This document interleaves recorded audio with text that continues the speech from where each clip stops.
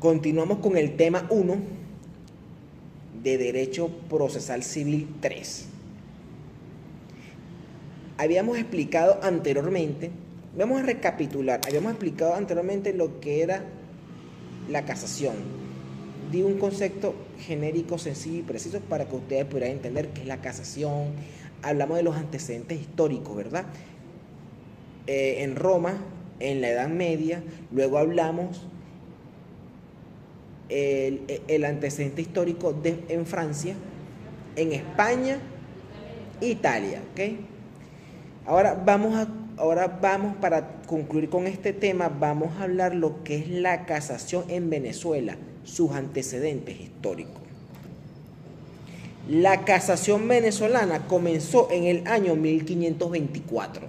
Si quieres no la notes, como dije anteriormente. Eso está en lo que yo les tengo preparado. Es más, les prometo, hoy se los envío para que lo lean.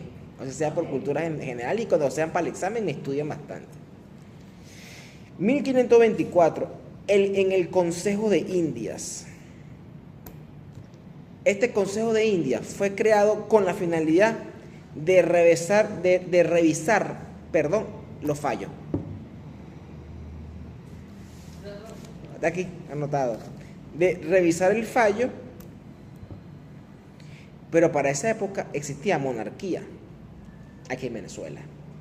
Era el rey de España que nos dominaba y nos gobernaba aquí en Venezuela, pues. Y para esa época, por obvias razones, existía la segunda suplicación que existía aquí en España, pero se utilizaba aquí en Venezuela porque éramos dominados por los españoles, ¿okay?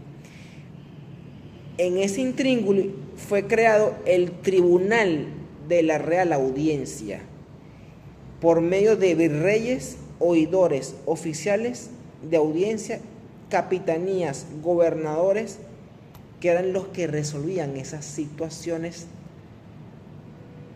en cuanto a la sentencia, ¿okay? En cuanto a esos recursos. Ellos eran los que dictaban esas decisiones. Virreyes. Aquí había antes lo que son los virreyes. Pero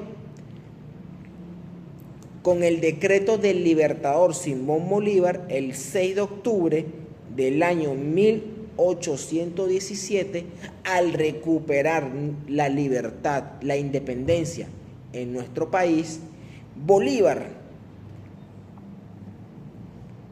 hizo una reorganización al sistema de justicia, creando una alta corte de justicia o tribunal de apelaciones. Y allí nació la cosa juzgada. ¿Qué es la cosa juzgada? Toda sentencia tiene cosa juzgada, siempre y cuando quede definitivamente firme, ¿ok? Porque si bien toda sentencia es sujeta a revisión, es sujeta a apelación, pero si no se ejerce tal recurso, opera lo que es la cosa juzgada. Continuamos.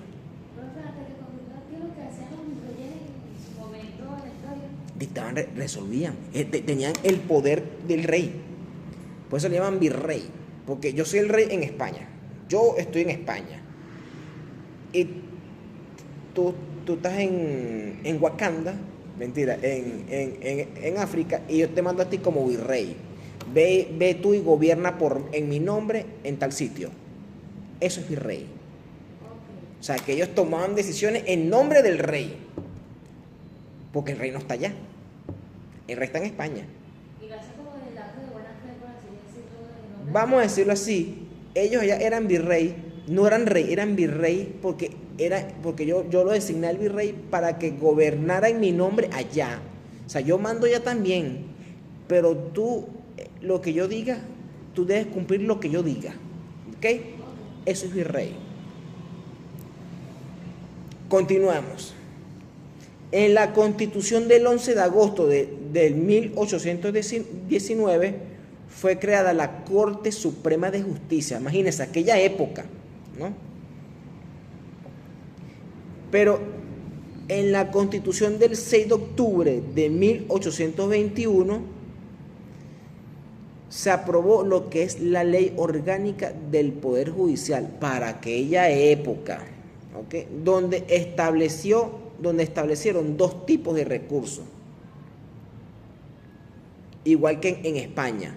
Por eso que yo digo que la casación venezolana es una casación mestiza entre Francia y España. Crearon dos tipos de recursos, pero no los llamaban casación, sino llamaban recursos. Recursos improcedendo y recurso injudicando. El recurso improcedendo, la misma palabra lo dice, repone, proceso. Y el juzgando es reforma del fallo. ¿Ok? Fíjese cómo Venezuela ha tomado extractos de uno y del otro, ¿no? Volvieron a reformar la Constitución el 22 de septiembre de 1830, donde fue creado o fue reorganizado lo que es el Poder Judicial a través de Corte Suprema, juzgados superiores, juzgados de primera instancia, y que únicamente conocía de recursos de quejas. Aún no existía la casación. Fíjate que hemos estado hablando de recursos, pero no hemos llegado a lo que es la casación propiamente dicha. Ahora nos vamos al Código de Procedimiento Civil de fecha 19 de mayo de 1836, donde crearon un recurso de nulidad contra sentencias dictadas por un juez superior, y lo tenían como una tercera instancia, fíjense.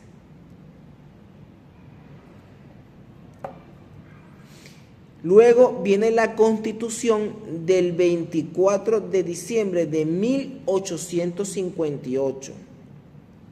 En el gobierno de Julián Castro,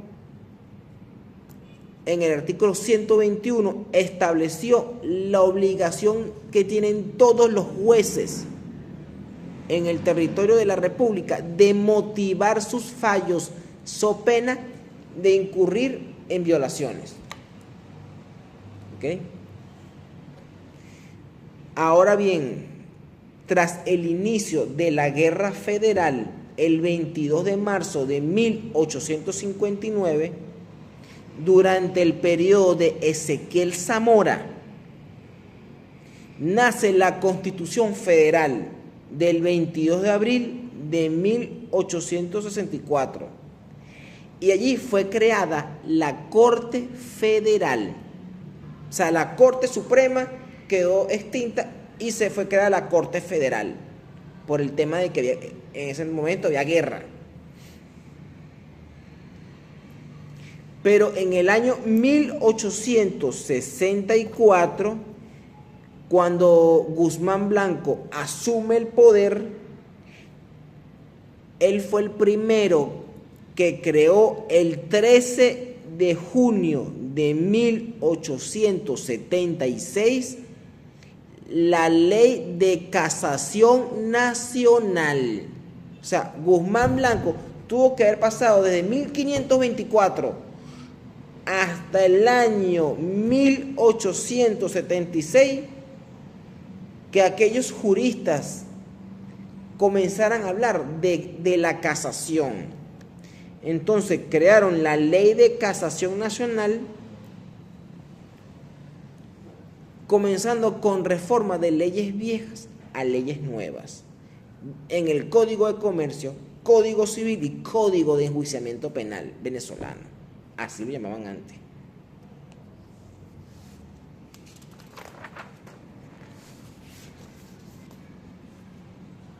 El 30 de junio de 1876 se instaló la primera Corte de Casación en Caracas, fíjense, lo que es ahora el Tribunal Supremo de Justicia.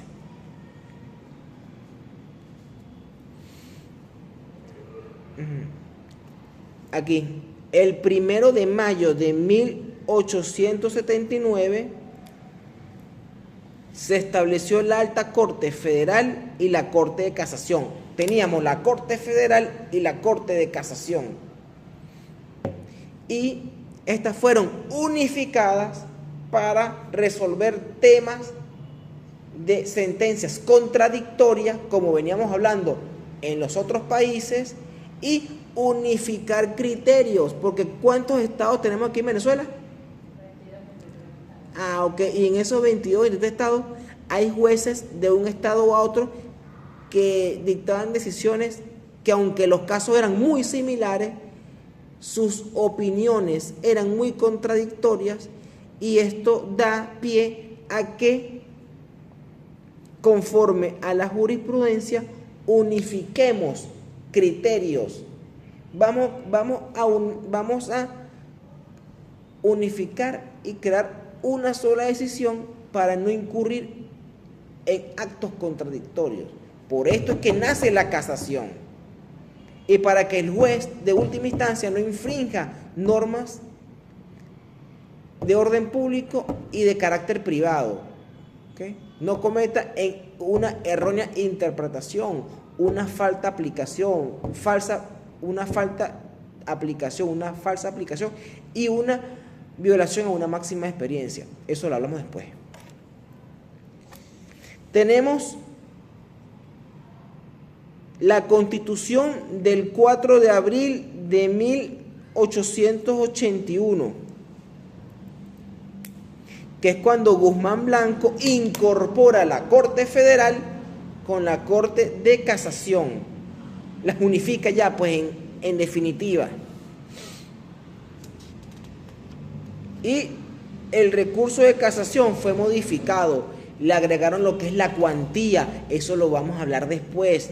Porque para que el recurso extraordinario de casación sea admitido para que suba a la sala de casación civil del Tribunal Supremo de Justicia, debe cumplir con dos requisitos: cuantía, y que la sentencia sea una sentencia que ponga fin al juicio e impida su continuación, que sea una sentencia definitiva, o puede ser una sentencia interlocutoria que infrinja un gravamen grave irreparable, pueda ser casable, pero eso lo vamos a hablar más adelante. Vamos a adentrarnos a lo que es los antecedentes. Pasa que como hay tantas cosas acumuladas en mi cerebro que quiere explotar, y bueno, pero me van entendiendo, ¿no? Sí, está interesante la clase, si no yo renuncio. Ok, entonces bueno, hablamos de una cuantía. Se debe cumplir con una cuantía, que la cuantía es exigible, y si tú no cumples con la cuantía, no puedes ejercer la casación. ¿Okay? Eso es como cuando tú estimas una demanda. Si tú estimas una demanda en tantos bolívares, todo depende por la competencia, por la cuantía o el valor de la demanda. Puede que conozca un tribunal de primera instancia civil, o puede que conozca un tribunal de municipio. Bueno, pasa así algo similar en materia de casación.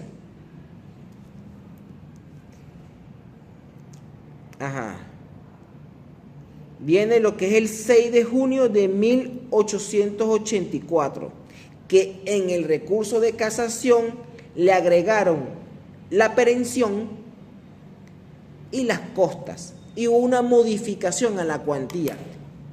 Le agregaron el tema de la perención. Actualmente hablamos como el perecimiento o el perecido. Cuando hablamos del perecimiento en materia de casación, me voy a adelantar al futuro, es cuando la sala dicta: declaro perecido el recurso de casación por dos motivos. Uno de ellos, por la falta de técnica de aquel abogado que no supo cómo delatar los quebrantamientos de forma procesales que menoscaban el derecho a la defensa. ¿Quién pasó por ahí? O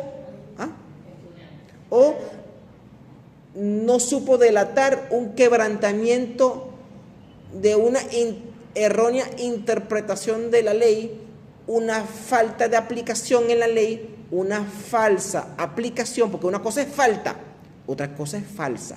Falta es ausencia y falsa es una suposición que tuvo el juez, algo intelectual, que no lo hizo bien. Y una violación de una máxima experiencia, que no lo supo delatar bien, no tuvo la técnica correspondiente para establecerlo, delatarlo en el escrito, y por ende los magistrados, al ver que ese abogado no tiene técnica, lo declara perecido por falta de técnica, o sea, lo mandó a estudiar. Y tenemos el perecimiento, o que declaran perecido el recurso de casación por cuanto no lo formalizó. Lo que pasa en los contenciosos, apelan. Y si no fundamentan arriba cuál es la consecuencia jurídica, usted que trabaja en los contenciosos, desistida la apelación, como lo establece la ley orgánica de la jurisdicción contencioso administrativo. Es algo similar, pero aquí en materia de casación hablamos de perecimiento. En materia contencioso administrativo hablamos de desistimiento, que son dos figuras jurídicas distintas. Una pregunta y la pregunta. Una respuesta, mi amor. Okay, eso es como para tener una idea. Ajá. Supongamos que yo anuncio casación. Ajá. Anuncio casación y días antes de yo interponer, de formalizar el recurso de casación, fallece una de las contrapartes, pero yo tengo conocimiento que falleció. Y ¿Consignas el poder? ¿No consignas el acta de función? Sí, al momento, la pregunta es, al momento de yo consignar el acta de defunción, ¿eso interrumpe el lazo de formalización? Conforme al artículo 144 del Código de Procedimiento Civil, te habla de la muerte de la parte. La muerte de cualquiera de las partes suspende el proceso, paraliza el lapso para computar, bien sea para anunciar la casación, para formalizarla y para contestarla. Pero debes en ese momento llevar el acta de función, porque ¿qué es lo que va a hacer el tribunal? Suspende la causa y va a ordenar librar un edicto para llamar a todos aquellos herederos conocidos y desconocidos de fulanito de tal, y si tienen interés en la presente causa. ¿Por qué? Porque ahí lo que hay es un quebrantamiento del Estado de Derecho. Pero es una pregunta para asesoría.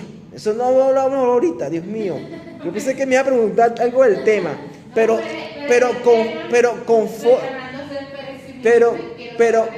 ¿está conforme con la respuesta? Un placer. Eso es el estudiar bastante. Les recomiendo, hay que estudiar bastante. Seguimos. La casación, el 13 de junio de 1881 fue creada la ley de casación, y esto fue un gran avance. ¿Por qué? Porque se reformó nuevamente lo de la cuantía, se amplía un lapso para formalizar la casación, establecieron la casación con reenvío y la reapertura de lapsos superiores para formalizar, para contestar, para la réplica y contrarréplica. El lapso demasiado extenso. Wow. ¿Y cuánto dura ese lapso más o menos así como tal? Más adelante, cuando te explique el proceso como tal, te lo voy a explicar bien preciso y bien lacónico, y lo vas a entender y nunca se te va a olvidar. Y va a decir, es muy largo. Largo, pero fue recortado. Pero como te lo voy a explicar yo, lo vas a entender. En la revolución legalista de Joaquín Crespo, él creó también una ley de casación, y lo que hizo fue modificar, alterar unas cosas, pero fueron mínimas, pero igualito fue creada, tengo que nombrarlo, pues. fue creado, o sea, fue reformado el Código de Procedimiento Civil en el año 1897 en el gobierno de Cipriano Castro y estableció que el recurso de casación puede interponerse por ante los jueces superiores civiles, mercantiles, bien sea contra sentencias definitivas o interlocutorias con fuerzas definitivas. ¿Cuáles son aquellas sentencias interlocutoras con fuerza definitiva? Las que ponen fin. La que pone fin en juicio e impide su continuación. Un ejemplo, una declaratoria de inadmisibilidad, una declaratoria de perención de la instancia, una pérdida del interés, porque no toca fondo.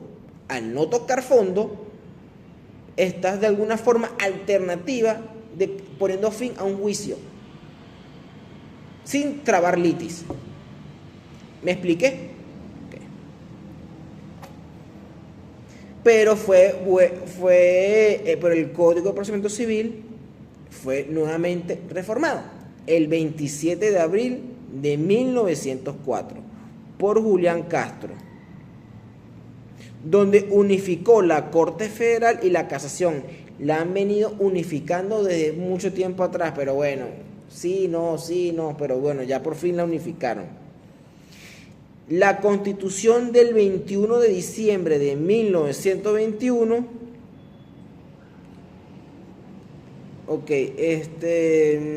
constituyó por medio de la Corte Suprema de Justicia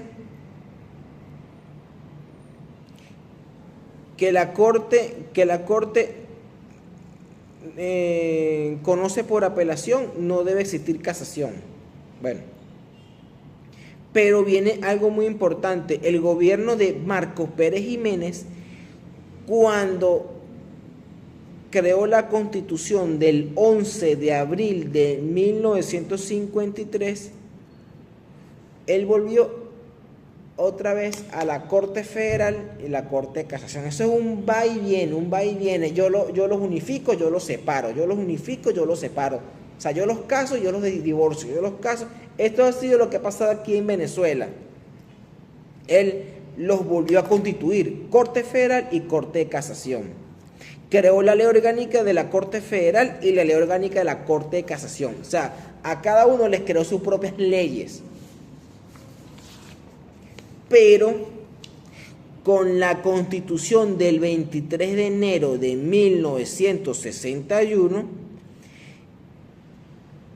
esta Constitución creó y constituyó lo que era antes la Corte Suprema de Justicia, y posteriormente fue creado la Ley Orgánica de la Corte Suprema de Justicia. Aquí ya en definitiva ya dejó de existir Corte Federal y Corte de Casación, sino era Corte Suprema de Justicia. Y por último, el 30 de diciembre de 1999, con la Constitución de la República Bolivariana de Venezuela, fue constituido lo que es el Tribunal Supremo de Justicia, creándose posteriormente lo que es la Ley Orgánica del Tribunal Supremo de Justicia. Entonces, hasta aquí vamos a hablar de los antecedentes históricos de la casación en Venezuela. Para concluir este tema, quiero decirles que el recurso extraordinario de casación venezolano viene a ser una casación mestiza. Ustedes se preguntarán, ¿por qué casación mestiza? Pregúntenme. ¿Por qué la casación es mestiza? Es simple, porque nuestro sistema venezolano acogimos, ¿verdad?, lo de Francia y acogimos lo de España. Y como yo les expliqué hace un instante, había suplicación. Por parte de España. Ajá, porque éramos colonia española. Entonces, bueno, hay un mestizaje, pero fíjense que España después se apartó de todo eso. En su último código del 2000 creó lo que es la casación, y tiene la casación parecida a la nuestra y a la colombiana. Pero nuestra casación es mestiza? Porque nosotros tomamos mucha información, ¿verdad?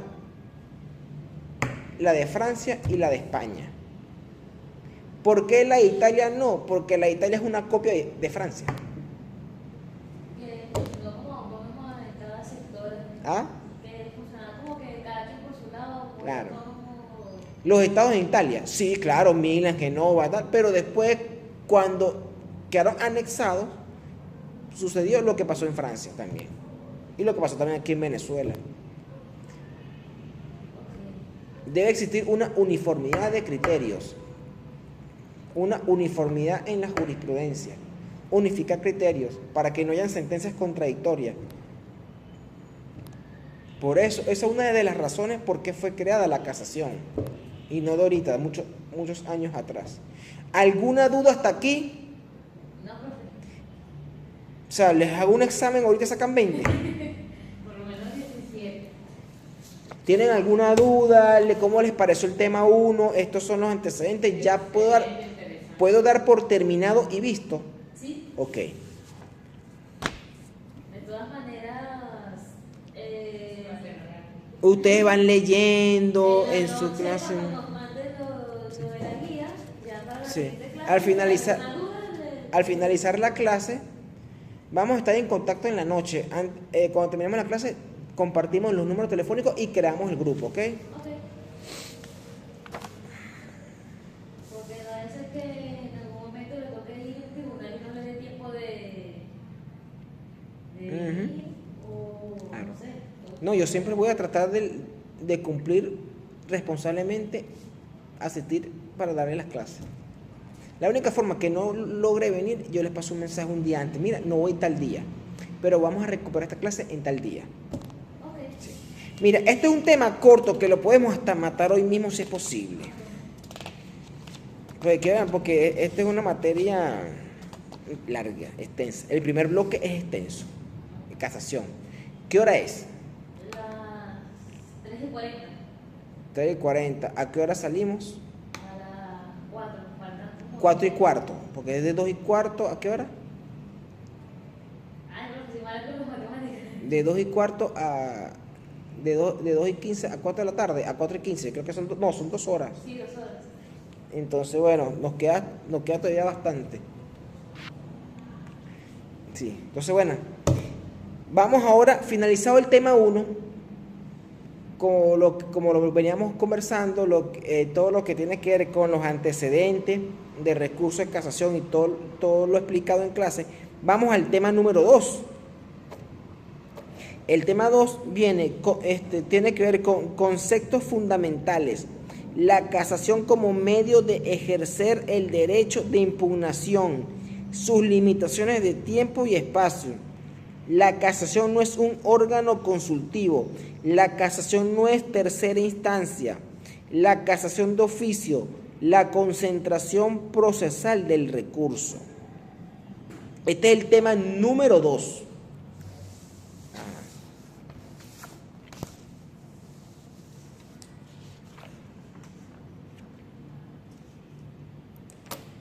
Como un concepto fundamental de la casación como medio de ejercer el derecho de impugnación, voy a citar un concepto del tratadista italiano Piero Calamandrei.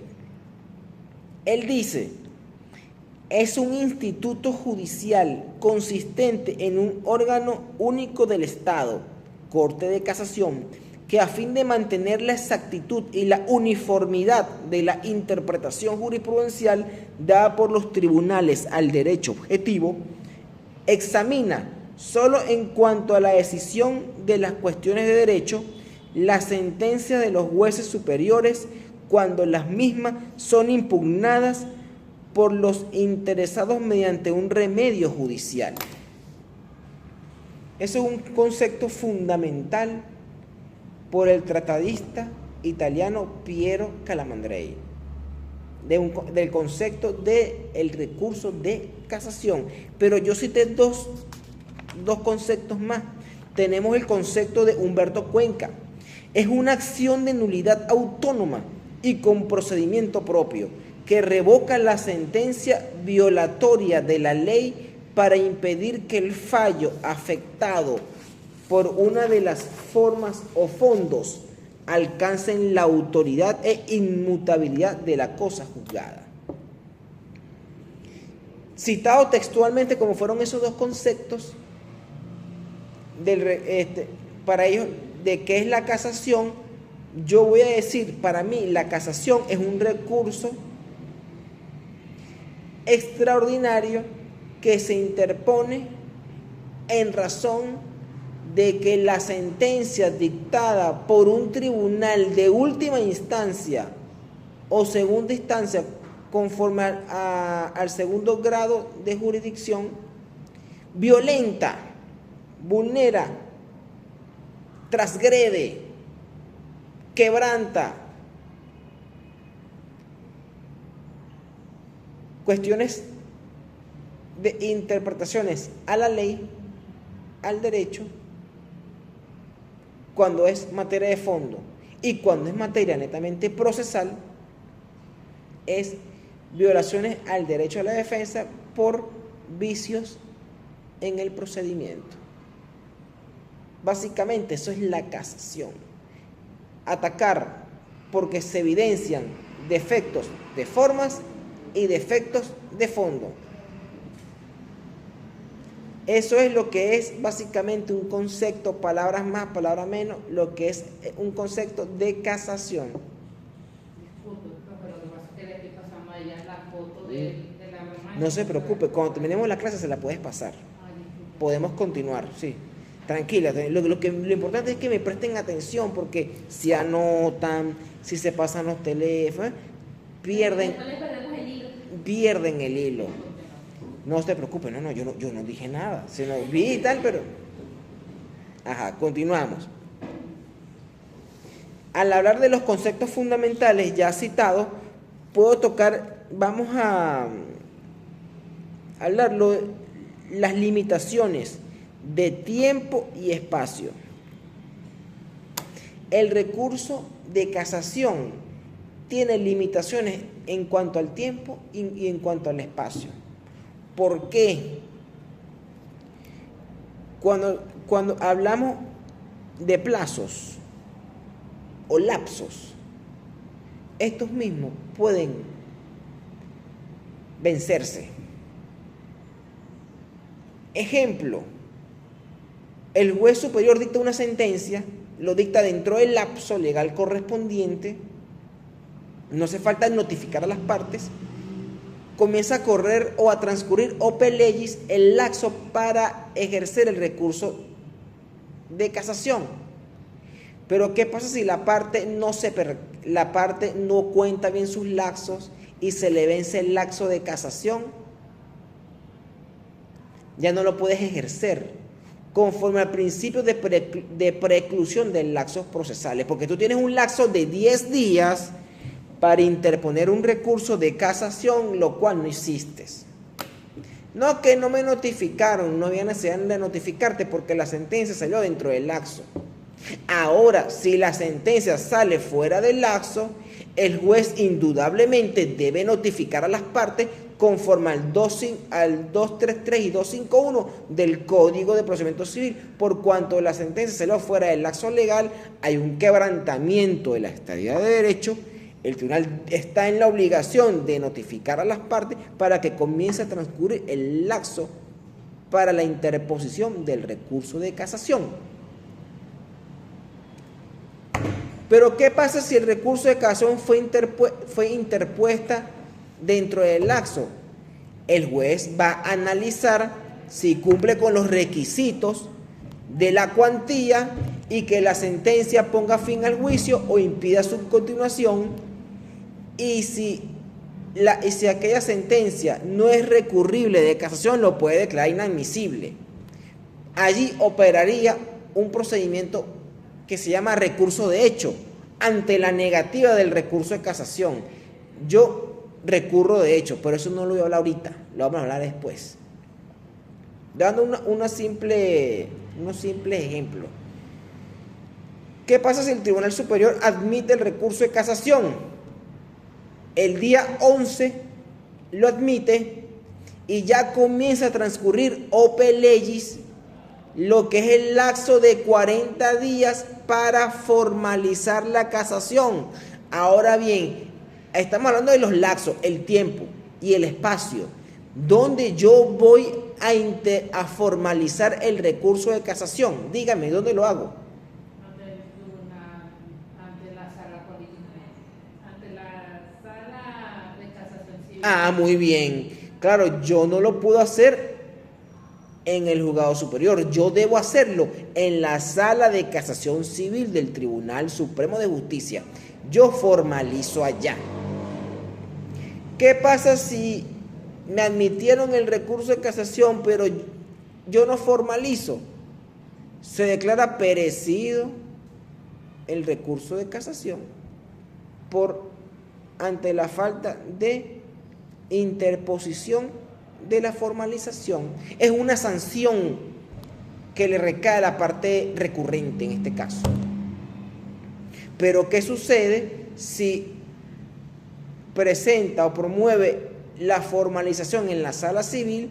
Vencido el lapso para formalizar, se abre el lapso para contestar. La contraparte va a contestar. Entonces, esto es un lapso. Esto es el tiempo. Y cuando hablamos de espacio, si anuncio casación es en el superior, si formalizo es en la sala civil. ¿Me expliqué bien? ¿Estamos bien? ¿Estamos de acuerdo? Cuando hablamos en torno al espacio, hablamos ya en tiempo, ahora vamos a hablar en cuanto al espacio. Esto se encuentra únicamente limitado al control de legalidad y no es al reexamen.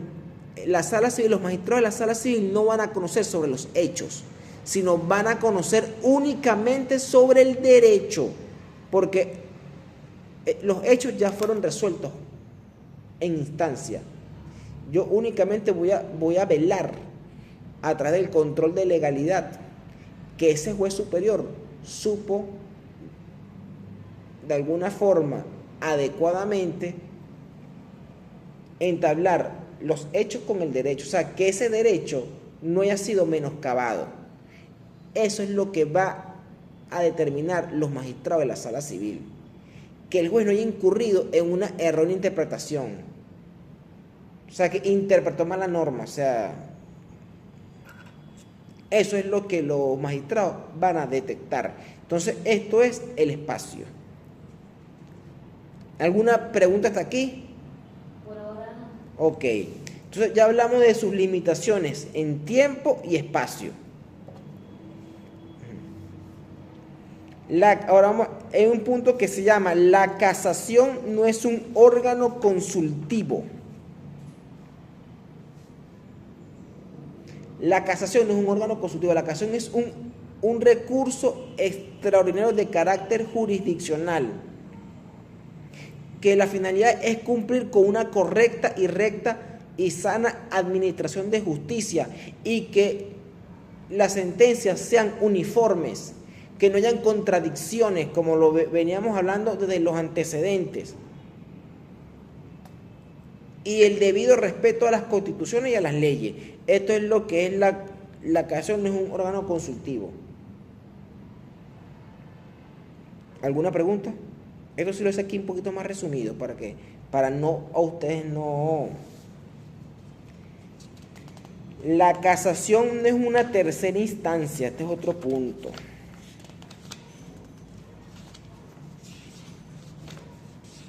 ¿Qué hora es?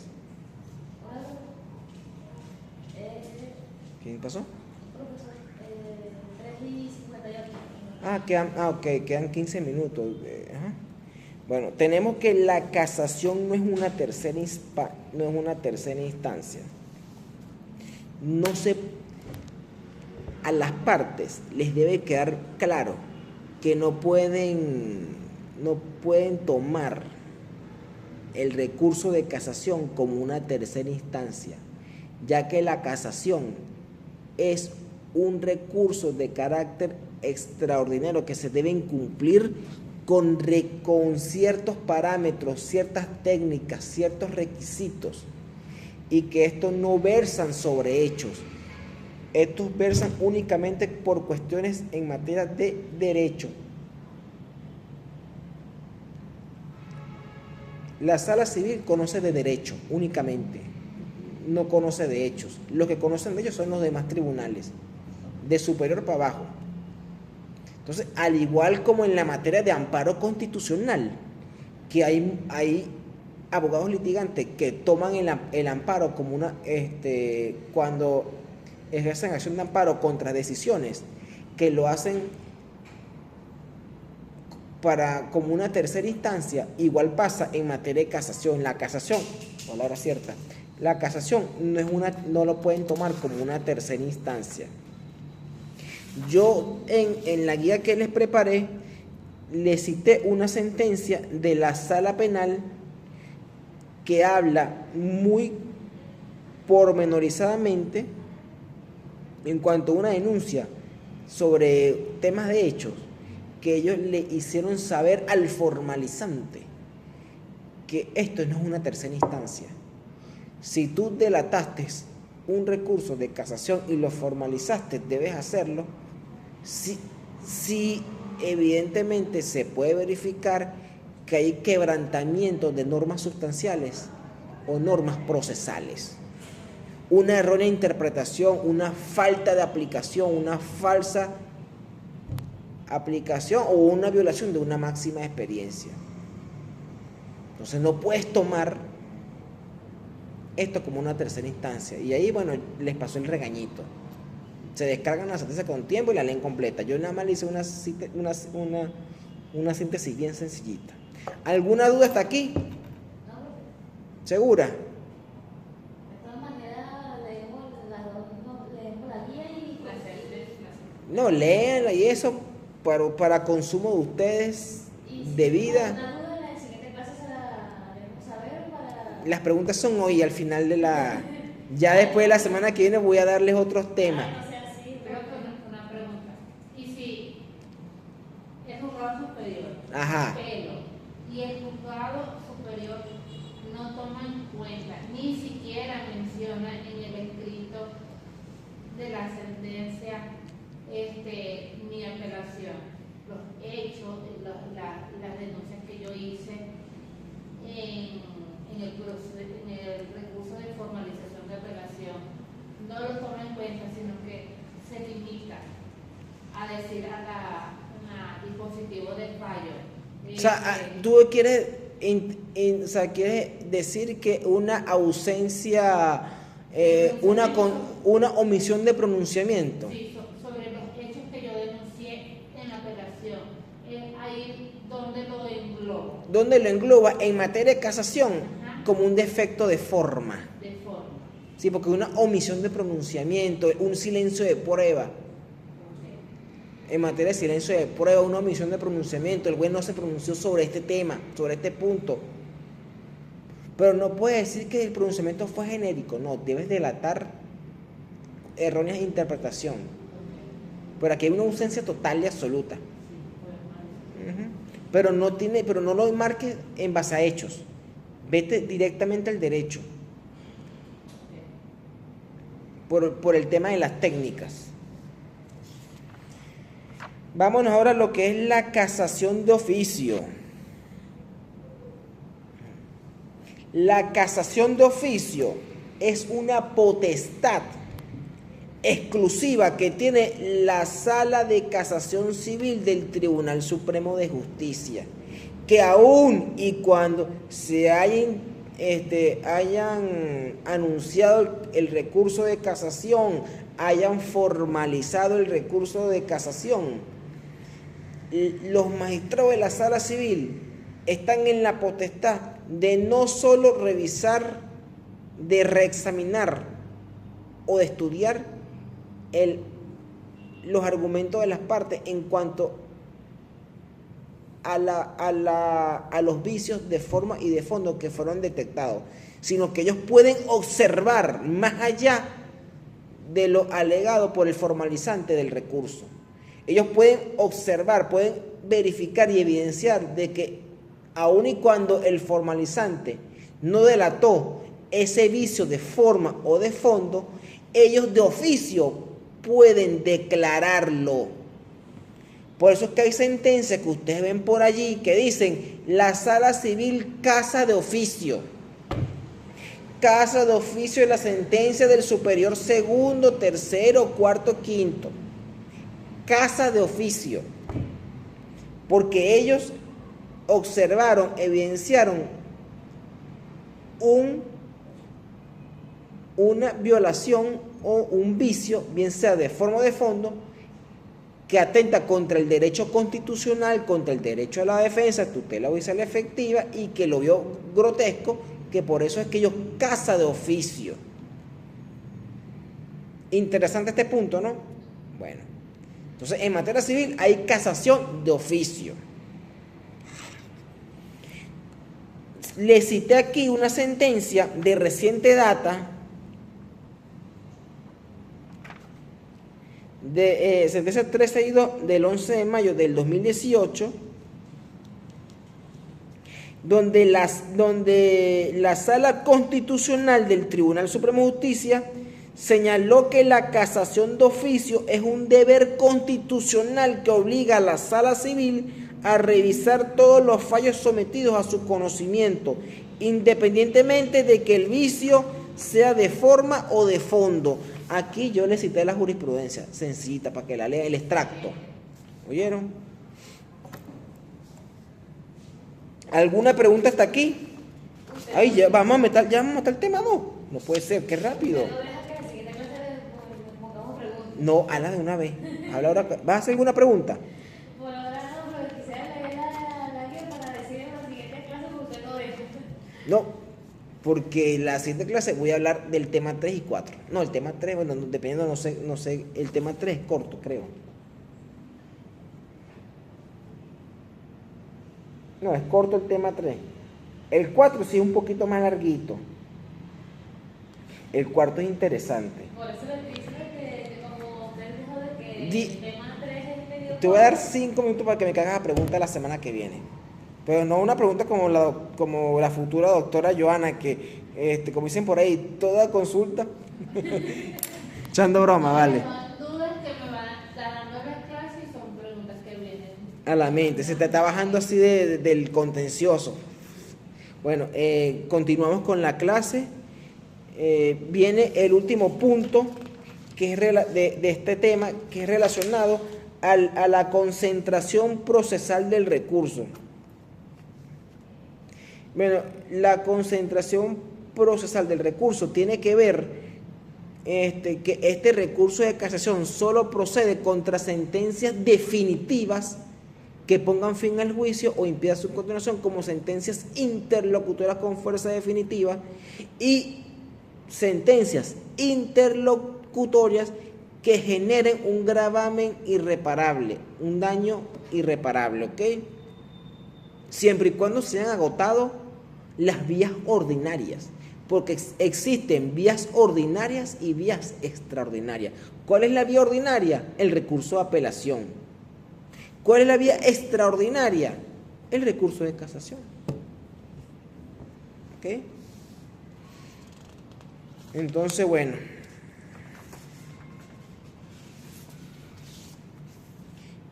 ¿Cuál es la finalidad de esto? Que este recurso de casación se interpone para buscar de alguna forma que la sala civil impugne, quebrante, destruya esa sentencia del superior que le fueron delatados vicios de forma y de fondo. Doctor, una pregunta, ¿y entonces cuál sería la diferencia entre el recurso extraordinario de casación y un amparo contra sentencia?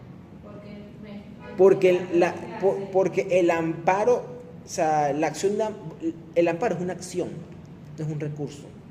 Hay muchos abogados que dicen que el amparo es un recurso. No, el amparo es una acción. Y el amparo se interpone por cuanto existen violaciones de rango constitucional. ¿Ok? Cuando hayan violaciones de principios constitucionales.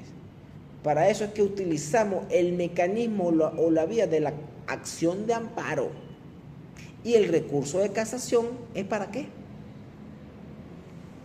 Cuando Es un recurso. un recurso extraordinario, pero cuando la sentencia ha incurrido en vicio En forma y de fondo. O sea, ya te lo aprendiste esta memoria, imagínense. de la desconfianza. Mira, aquí voy a explicarles algo rapidito para irnos, pero esto lo puedo complementar cuando ya explique. Esto lo voy a expandir cuando ya toque el tema procedimental en la casación. Conforme a la sentencia de fecha 15 de diciembre del 2017, la Sala de Casación Civil dictó una decisión donde en el procedimiento desaplicó por control difuso de la constitucionalidad lo que es el tema, los lapsos de la réplica y contrarréplica en el procedimiento de casación. ¿Por qué? Porque esto atentaba contra la economía procesal, atentaba contra la tutela judicial efectiva, hacía extenso, largo el lapso de del procedimiento de casación. Entonces lo suprimió y dejó formalización, contestación y una fijación de una audiencia oral. Pero eso es nuevo, o siempre existió la audiencia. No, eso no existía. Existe a partir del año 2017. O sea, no hay la sentencia. Esta sentencia fue revisada de oficio por la Sala Constitucional del Tribunal Supremo de Justicia, en el cual declaró conforme a derecho la desaplicación por control difuso del artículo 321 del Código de Procedimiento Civil en cuanto al tema de la réplica y contrarréplica, por cuanto se evidencia fehacientemente que esto atenta contra la economía procesal, tutela judicial, bla, bla, bla, bla, bla, bla. Ahí yo le cité la jurisprudencia.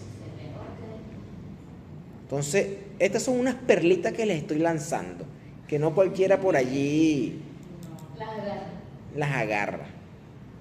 Yo a ustedes les di una acetaminofén a cada una. Entonces, ¿cómo vamos hasta aquí? ¿Quedaron conformes? ¿Estamos bien? Perdón, es el artículo 318, no 321, me equivoqué, 318.